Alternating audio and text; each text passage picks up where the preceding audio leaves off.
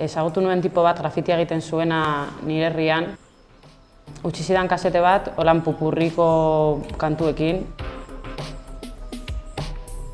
Eta entzun nuenean esan nuen, ostia, hau da ni egin nahi dudana. Nire bideak martxan, nire pausuak zaintzen, dibidaba gero ja prestatzen, zentzuk nire alde, zenbat apurtalde, nogel ditu ziren hainbat okitan lurralde. Hasi nintzen rapa egiten duela ia 20 urte.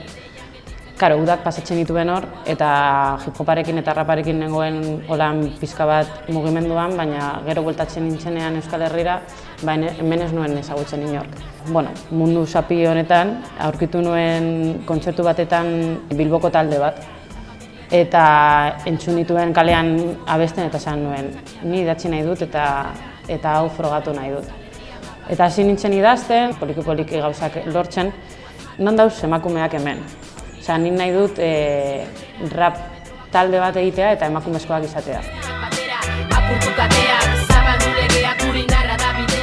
Jungulargana deitzen ginen, eta bueno, ez genituen grabaketak egin, baina kontzertuak eman genituen, eta ni lehenengo kontzertua beraiekin izan zen.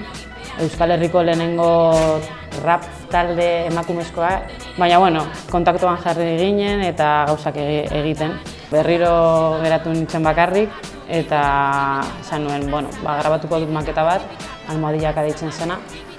Eta horrekin, bueno, kontzertuak eman nituen eta kanpotik etortzen ziren jende guztiarekin abestu egin nuen. Gero, gaixotasun bat eduki dut 10 urte musika kanpo egon naiz. Gaixotasuna superatu egin dudanean, esan nuen ni disko bat egin nahi dut. Hasi nintzen bilatzen instrumentalak, idazten, da 2014an EP bat kaleratu nuen, Remises izenekoa. Aires Bita kaleratu, idazten ari ginenean, erabaki genuen euskeraz egitea kantu bat.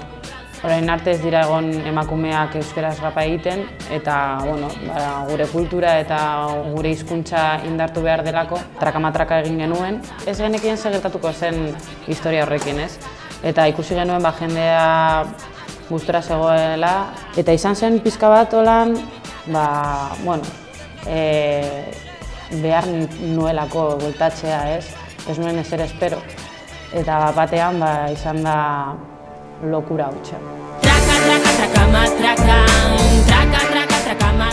Beti musika librea egin dut eta autogestionatuta egin dugu beti guztia.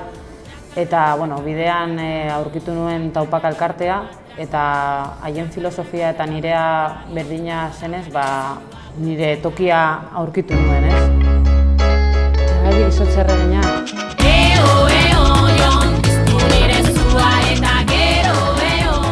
Jendea beti izan didalako pertsona oso hotz bat naizela. EPEaren lehenengo kanta, Piztu nire zua izenburua dauka, hori, izotze erregina urtzeko asmotan, ez?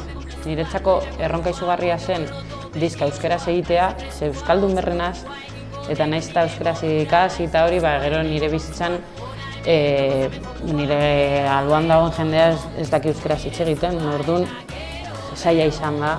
Duela 2 hilabete kaleratu genuen EP berria eta abendurako disko guztia kaleratuko dugu.